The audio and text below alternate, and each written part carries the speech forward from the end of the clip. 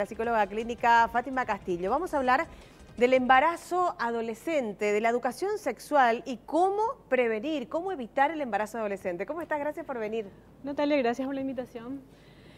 Sí, definitivamente vamos a hablar de un tema que hasta es tabú en muchas áreas, ¿verdad? La importancia de la educación en salud sexual y reproductiva. ¿Por qué es tan importante? Y es importante porque la sexualidad es parte de nuestras vidas, no está ajena a nosotras y a nosotros.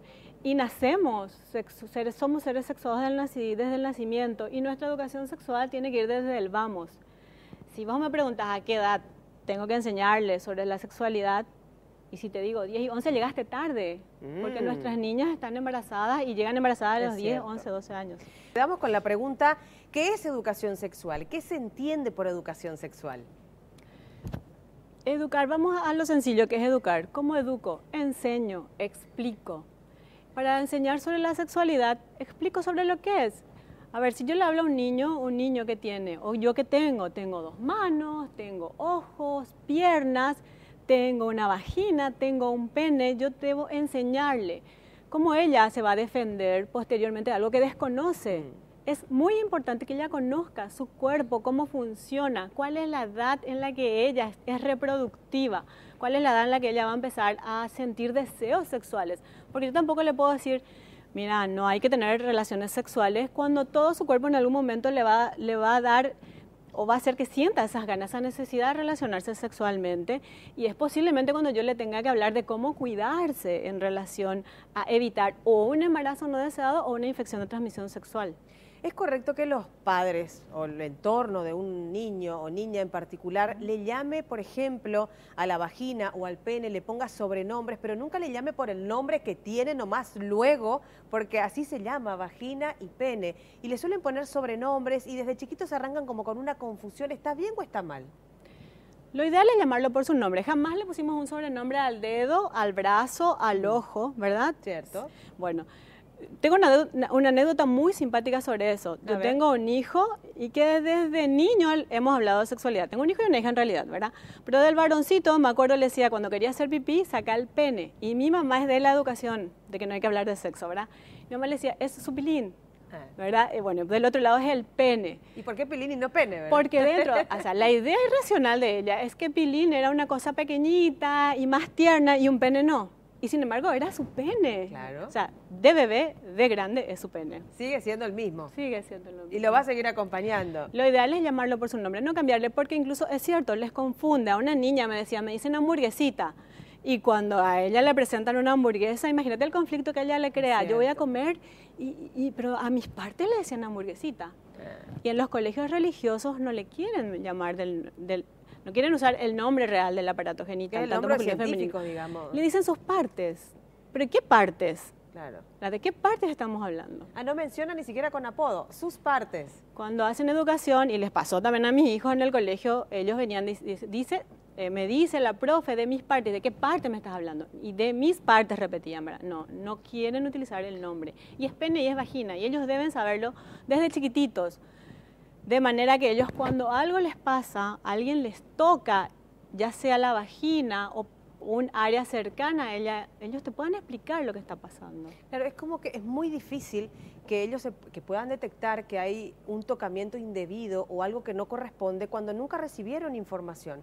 Si desde chiquitos en la casa no recibieron información, ya de adolescentes es prácticamente imposible poder prevenir, por ejemplo, embarazos no deseados, porque no hay ningún tipo de educación al respecto sobre la protección, por ejemplo. Obvio, y no solamente eso, encontramos un alto porcentaje de niñas y adolescentes que han pasado por un historial de abuso. Y cuando te hablo de abuso no solamente es una violación o a una relación sexual con penetración, sino han sufrido toques, roces, contactos físicos en áreas íntimas, ¿verdad? Tocando ya vaginas, incluso vulvas. Al desconocer ellas esto, también genera una falta de confianza. Cuando el adulto no habló con ella, no le explicó lo que eso era, ella se siente mal, culpable, responsable de esa situación y no lo expresa, y eso genera en ella un retraimiento. Y claro que hay un efecto psicológico. Y cuando llegan a la edad de la adolescencia, bueno, con más razón, a veces acceden a una relación sexual contra su propia voluntad. ¿Recuerdas un video de una adolescente teniendo relaciones por un árbol con la pollerita levantada? Con uniforme, creo Sí. que estaba, ¿no? ¿Recordás el rostro de ella? No, no lo recuerdo. Ella, me llamó tanto la atención, ella no estaba disfrutando, ella estaba accediendo a una relación posiblemente para no perder la pareja, para no perder el afecto, pero eso no es una relación sexual. Ella no tiene una información de qué es una relación sexual, eso casi es una violación. Es un sometimiento, claro, correctísimo.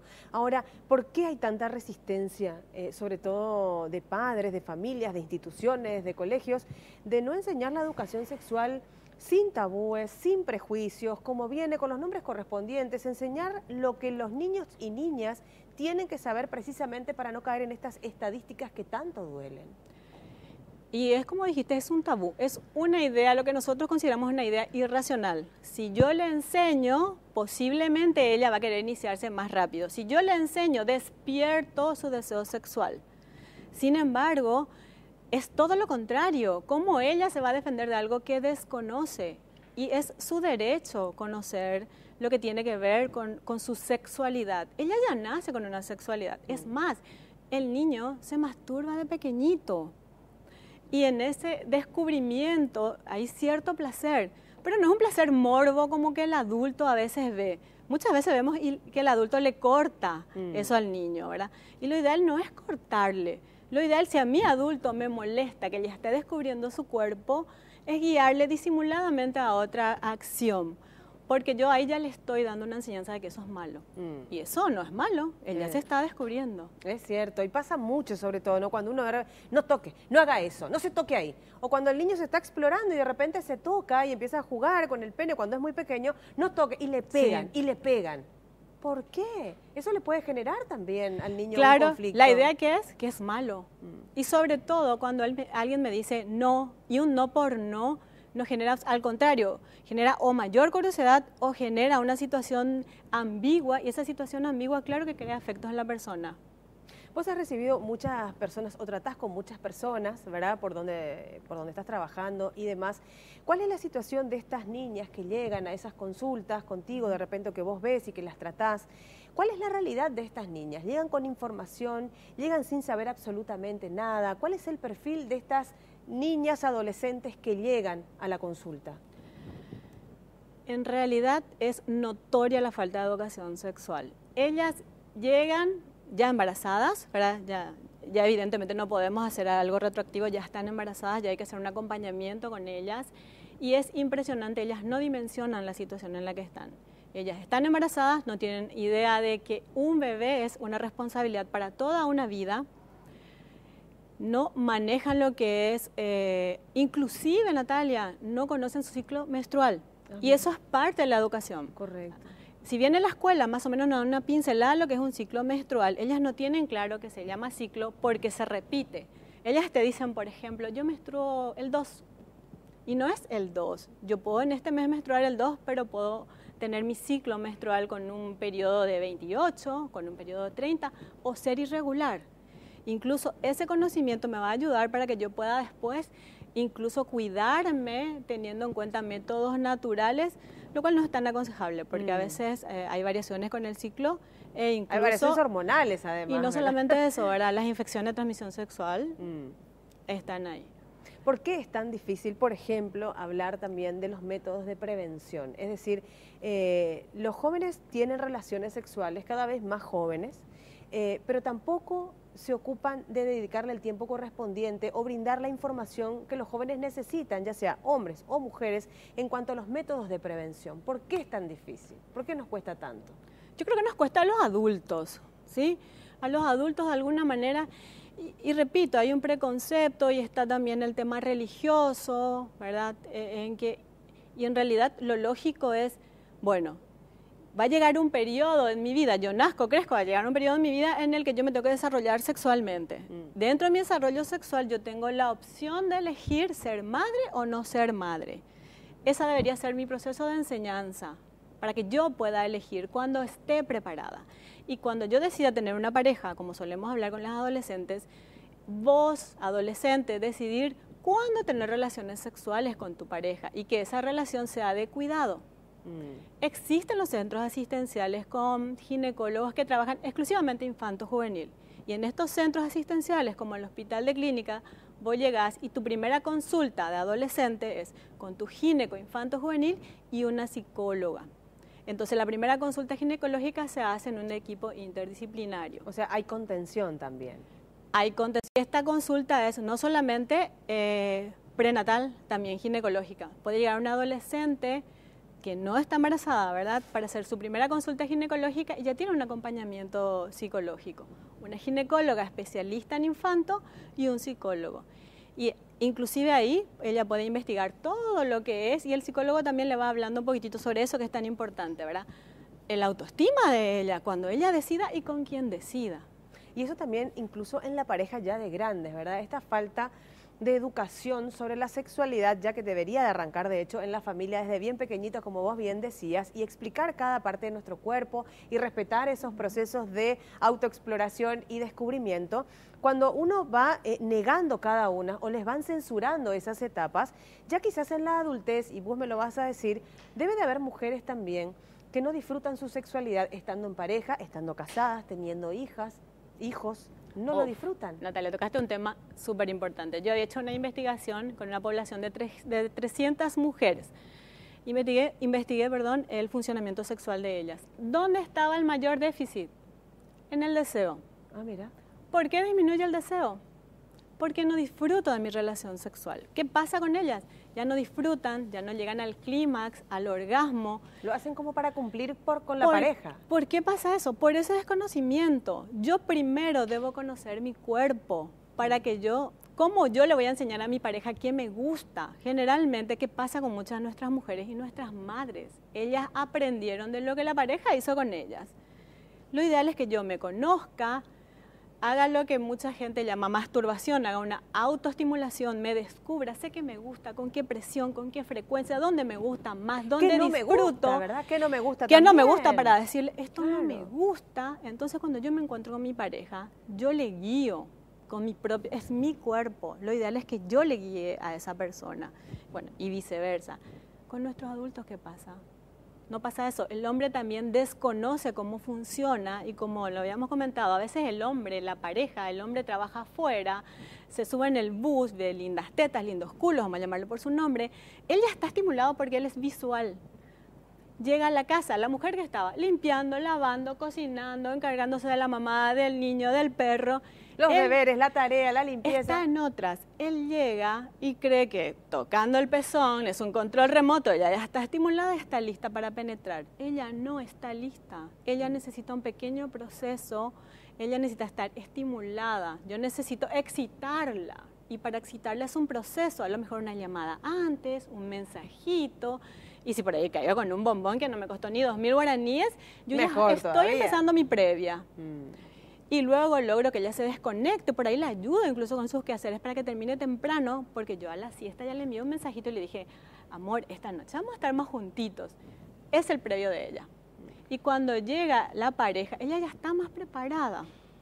Y si él conoce que el cuerpo tiene un montón de centímetros cuadrados para trabajar y no está limitado a la vagina, ahí va a disfrutar de su sexualidad. O sea que aquellas mujeres que por ahí están viendo ahora y dicen, esa soy yo. Es que estoy cansada todo el día y tengo que cumplir con él. Y lo hacen como si fuese una tarea más del hogar, de esas que por ahí desgasta, cansa, uno no quiere hacer, lavar los platos, repasar, lavar el piso, la ropa, en fin, y lo toma como una tarea doméstica más. No, señora, te tiene que causar placer. Y si vos no lo disfrutás, si no te genera placer, hay algo que tenemos que cambiar. La sexualidad. ¿Cómo se cambia ese chip? La sexualidad es placentera. Si vos estás cumpliendo con un deber y no estás disfrutando y hay una penetración sin lubricación, es una violación. Dentro de las parejas hay muchísimos casos de violaciones. ¿Qué yo debo hacer? Exigir. Hay un respeto, porque eso es violencia y se denomina violencia sexual. Cuando la pareja le dice, yuca tú, ¿verdad? Y vos no estás preparada. A lo mejor querrías, pero querrías con el proceso que esto requiere. Claro, no se aprieta un botón y una se lubrica. Si eso ¿verdad? te está pasando, ¿verdad? No es que tengas un problema vos, no es que vos seas frígida, como dicen algunas. No, es que tu respuesta sexual requiere de tiempo. Tenemos las mismas respuestas que los varones, deseo sexual, tenemos el área de excitación sexual, meseta, orgasmo y luego la parte final. Los dos. Nuestro tiempo es más lento nomás y requiere un poquitito más de paciencia y de técnica. Y además, cada mujer tiene tiempos distintos. Tiene zonas erógenas que le reaccionan de manera diferente. Diferentes, sí. Hay algunas que le resultan, algunas partes sí, otras partes no. Hay mujeres, hay zonas erógenas de naturaleza, ¿verdad? El clítoris, el pezón, pero aunque no creas, hay muchas mujeres que si le tocas el pezón se bloquean. Mira. Entonces es bueno que ellas sepan qué zonas y le dirige a la pareja, porque si la pareja viene directo en la zona que a ella le repele, ¿verdad? Lo primero, ella se va a bloquear y ¿qué vamos a tener? No vamos a tener una relación. Eso no es una relación sexual. Es una penetración o es el uso, voy a hablar un poco mal, ¿verdad? El hombre la va a usar para una masturbación vaginal. Horrible, por cierto.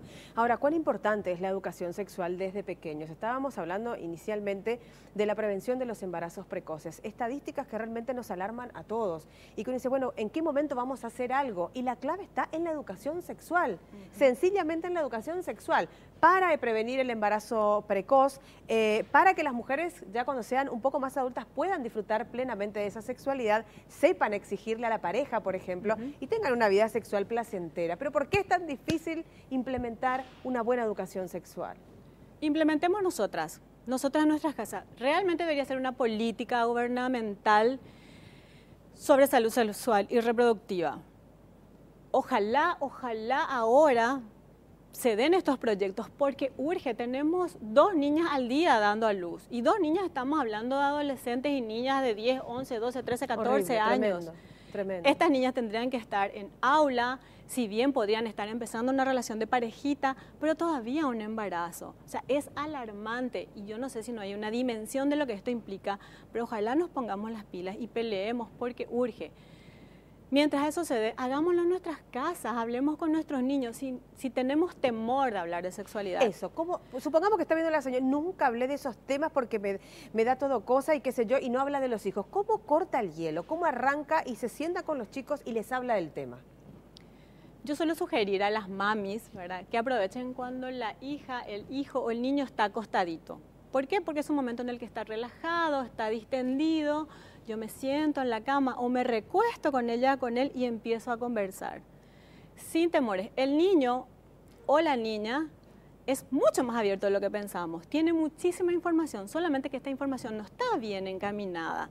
Así como tiene como una lluvia de ideas porque la información está ahí, está en internet, está a la vuelta, todos los días nos llegan WhatsApp, memes, ¿verdad? Con mensajes. Ellos la información ya la tienen. Tenemos que ayudarla a encaminar nomás. Y nosotros, los padres, somos lo ideal para hacer eso. Si bien creemos que el adolescente es la etapa en la que el padre no existe, ¿verdad? Son los amigos, vos papá, hasta acá nomás déjame, no me des beso, no llegues hasta el colegio. Sin embargo, cuando ellos tienen algunos conflictos, es con el padre o con la madre con quien recurre. Y si se da esta relación constante en el momento que a ellos les pase algo, en el momento que alguien intenta hacer algo con ellos, no digo que pasen por una situación, pero intenten, va a recurrir a vos. Pero tenés que generar eso. Acostate, preguntale qué tal te fue tu día, cómo te va. Y al varón, vos estás entrando en la etapa masturbatoria, no te preocupes, eso es súper normal. Lo ideal es buscar espacios para eso, tenés tu pieza si la tenés. Si no tenés, te pones una cortinita, eso no está mal. Claro, o sea, es tratar de no meterle el no en la cabeza, sino que al contrario, sacarle esos no, como que todo está mal, que no me vean, que no se enteren, que no sepan, esto no me puede pasar a mí, sino que tratar de demostrarle que es absolutamente natural, naturalizar un poco esto que nos pasa y que se quiere censurar. Mientras más censuramos, nos damos cuenta de lo que está ocurriendo. O sea, ¿qué más queremos que estos ejemplos que está pasando? Estas niñas que tienen un parto solas, por ejemplo, ¿verdad? Horrible también. ¿Cuál es su historia de vida? ¿Se han sentido solas? ¿No tienen a alguien a quien confiar? ¿No existe un protocolo? ¿No existe un programa gubernamental? Hagámoslo nosotros. Es que somos nosotras, madres y padres, quienes tenemos que empezar con esto. No tengamos miedo, la sexualidad es parte de nuestras vidas. Nosotras nos embarazamos y tuvimos un hijo. Y descubrimos la sexualidad con nuestras parejas. Con nuestros niños, nuestro adolescente va a pasar lo mismo. Y qué mejor que ellas empiecen con mucha información. Mientras más información reciban, ellas van a decidir cuándo, con quién, cómo y dónde empezar. ¿Por qué algunos padres dicen que la educación sexual es responsabilidad de los colegios? posiblemente por el temor de ellos mismos. Tienen vergüencita, desconocimiento. Tienen temor, se ruborizan cuando van a hablar del tema y eso otra vez vuelve a la educación que han recibido, nunca han hablado. Mira, yo misma, cuando tuve mi primer ciclo menstrual, ¿verdad? Lo que se denomina la menarca, a mí me sorprendió, porque mis padres no hablaron de eso. Pero imagínate, Natalia, todas tenemos que menstruar a determinada edad y cada vez va bajando menos, va bajando la edad, ¿verdad? Y a muchas le pasó.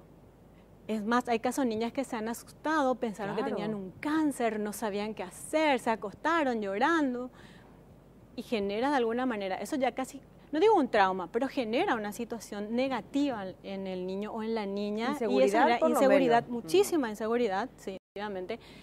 Y eso se traslada después en sus relaciones interpersonales. ¿Cómo podemos hacer papá, mamá, tío, tía, abuelos, porque tenemos familias prácticamente que le dicen disfuncionales, pero en realidad, bueno, muchos padres han migrado, se han separado, no tenemos solamente el papá, mamá y los hermanitos, es la tía, la abuela, un tío, un padre, en fin. Estas personas tutoras de niños o padres de niños, ¿cómo deberían de explicarle los tocamientos, lo que es indebido? ¿Quién te puede tocar qué? ¿Quién no te puede tocar qué cosa? ¿Cómo se habla de este tema en la casa para intentar también alertar a los niños en el caso de que se dé una situación similar, que sepan que está mal y que sepan qué tienen que hacer? ¿Cómo se hace esta charla? Yo dije mucho mamá y papá, pero es cierto, son roles. Realmente cuando digo mamá y papá quiero referirme a los roles que cumple la persona. Son tutores. Generalmente son tíos, tías, personas con las que crecen. Es importante hablar y dentro de la educación que yo le doy, porque desde chico generalmente yo le baño y le voy diciendo que cuando se baña, solo yo, ¿verdad? La que le estoy bañando, o solo la tía que le suele bañar, puede tocar, ni siquiera puede tocar, le puede ayudarle a limpiarse, a partir de que ella se limpie sola. Y sobre todo, o sea que es importante decirle, si alguien hace esto contigo, no es tu culpa. Es bueno que me cuentes o que nos enteremos, pero no es tu culpa. Y si alguien lo hace, no dudes en venir a decírmelo. Porque ¿qué genera esta circunstancia? Genera culpa. Y al generar culpa, yo no le cuento a nadie. Porque ya me siento mal. Porque es mi culpa. Y es mi responsabilidad. Y al no haber luego un grado de confianza con esa persona cercana, con ese familiar, y al haber culpa, no le dice. En las violaciones también. Yo tuve casos de niñas que cuando yo le hago mi primera entrevista, siempre indago si pasó por alguna situación de abuso y generalmente enseguida ves por la expresión facial, ¿verdad? Varias me han contado que han sido violadas y nadie se ha enterado, nunca se lo han contado a nadie. ¡Qué horror! Y es tan triste porque han pasado por un proceso tan complejo ellas solitas, ellas solas, cuando deberían haber tenido un equipo detrás de ella para que ellas puedan levantarse. Ellas están en una relación sexual a veces sin disfrutar y rememorando su violación. Y probablemente se crucen con su violador constantemente, porque de acuerdo a las estadísticas... Es que la mayoría son parientes, claro, están tíos, dentro del círculo familiar. Tal cual. O sea que de repente se encuentran los domingos a comer en familia y está el violador ahí sentado. Es un horror. Pero es así, por eso digo, es brutal la situación por la que están pasando nuestras adolescentes y no hacemos nada, nos quedamos así con los brazos cruzados. Educar sexualmente, educar sobre sexualidad, hablar sin pelos en la lengua y hablarlo incluso en los medios, como lo hacemos nosotros, llamando a las cosas por su nombre, ¿eso ayuda? Claro que ayuda, porque el adolescente, el niño debe crecer conociendo sus partes, repito, claro que ayuda, porque yo le doy un nombre diferente, yo estoy cambiando algo. Cuando ella descubre que eso se llama de otra manera, o sea, al final, ¿cómo es lo que se llama? ¿Y por qué lo que mi papá me dijo así? ¿Por qué mi papá le decía, no sé, cucharita, cucarachita? Y encima el niño es súper rápido, pero una cucaracha es fea, ¿verdad? Y son una esponja, absorben todo además. Sí. Se les graba todo. No hay nada mejor que la información real. Como yo educo, dándole la información real. Este es tu cuerpo, de esta manera va a reaccionar. Nadie tiene derecho a tocarte. Si algún día pasa eso, no dudes en contarme. Y jamás va a ser tu culpa si te pasa algo así. Desde niño, desde que nace prácticamente. Porque el niño va descubriéndose, va a ir tocándose. Entonces, yo incluso sugiero que no le cortemos cuando se están descubriendo. Ellos no están haciendo nada malo. Están tocando todo su cuerpo y hay un cierto placer, pero no tiene el morbo, que quede Tal claro vez el para mismo las placer mami, del no se adolescente o el desesperen. adulto. No tiene morbo. No Es una exploración, están conociendo su cuerpo. Descubren que es placentero. Ellos no van a masturbarse toda su vida. Bueno, en esa etapa 2, 3 añitos descubren que gusta y nada, eso nomás. Y es muy importante conocer nuestro cuerpo. Nosotras debemos conocer. A veces, ¿cuántas nos hemos mirado en el espejo y hemos visto cómo es nuestra vulva? ¿Cómo es nuestro labio interno y cómo es nuestro labio externo? A veces es diferente, hay labios internos un poco más larguitos, más grandecitos. Sería bueno que lo conozcamos. Hubieron señoras que me decían que no sabían que el conducto urinario era diferente al conducto vaginal. Pues, todo lo mismo, una canilla pensaron Como que si era. fuese una canilla. Qué bárbaro. Educación sexual, Mucha falta de educación sexual. Creo que quizás ahí está la clave. Hoy queríamos hablar nosotros con Fátima Castillo, psicóloga clínica, porque atiende muchísimos casos y las cifras son preocupantes. Las cifras de estas 2 niñas que dan a luz por día, niñas que han sido violadas porque son niñas, porque no hay ningún tipo de consentimiento sexual, fueron violadas y dan a luz 2 niñas por día. La clave, educación sexual. Más allá de otros factores que por supuesto envuelven esta situación, la clave también es la educación sexual. Por eso queríamos contigo, Fátima, entender cuando decimos educación sexual, porque después salen los grupos, religiosos, no sé qué habla. No, educación sexual es hablar de lo que somos, sencillamente, y de enseñarle a nuestros niños qué es lo que son, que se pueden conocer, que se pueden explorar qué está bien y qué está mal, y qué es lo que les va a pasar a lo largo de su vida también, ¿verdad? En las distintas etapas, pero hablarlo sin pelos en la lengua y en un ambiente de confianza también. Y en el idioma del niño. Cuando es pequeñito, este es tu pene, con este haces pipí, las nenas, porque el niño pregunta, ¿y por qué ella no tiene pene, verdad? Ella tiene vagina, ellos van creciendo. Ah, las nenas tienen vagina, los varones tienen pene. De repente ellos ven algo. A ver, mi hijo cuando era pequeñito una vez abrió el cajón y vio un condón, ¿verdad? Y la reacción generalmente de los padres es que se asustan. ¿Y qué es esto? Me dice, es un condón. Ah, volvió a guardar, ¿verdad? Yo preparada para la siguiente respuesta. Pero si alguna vez vuelve a ver, en su mente no va a estar que yo le mentí, que yo le inventé que era, no sé, y un que es algo natural, un preservativo, ¿verdad? que va a poder usar porque mamá también lo tiene en el cajón. Claro, de acuerdo a la edad que tiene, contémosle, digámosle la información certera tal cual es. Y cuando van entrando a la adolescencia, ellos ya van a saber, ah, tengo pene, tengo vagina, soy diferente al hombre y a la mujer, voy a tener un ciclo menstrual, nadie puede tocarme, solo yo. Y claro que en la adolescencia le hablamos de que a lo mejor no hay que masturbarse todo el día, pero nadie se masturba todo el día, ¿verdad? Ya estamos hablando ahí de alguna patología. Correcto. Entonces, que también es normal, que no es malo, y en nuestras niñas valoro que se masturben, porque se van a descubrir, no van a pasar lo que pasaron nuestros padres y hasta nosotros mismos, que nuestras primeras experiencias sexuales fueron con los primeros novios que como ellos querían. Estamos al servicio de ellos. Estuvimos al servicio, ¿verdad? Y no debe ser así, tenemos al servicio nuestro, así de sencillo. Fátima, te quiero agradecer, un placer charlar contigo así, sin tapujos, sin pelos en la lengua y llamando las cosas por su nombre. Creo que es la única manera de que de alguna manera aportemos nuestro granito de arena para cambiar esta dolorosa cifra que nos duele absolutamente a todos, Fátima. Muchas gracias por venir. Gracias a vos. Muchísimas gracias.